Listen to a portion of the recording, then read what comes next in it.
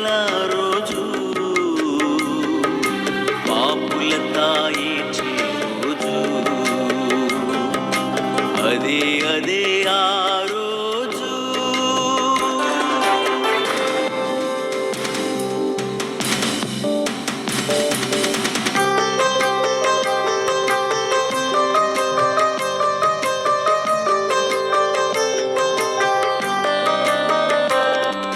సూర్యుడు నలుపై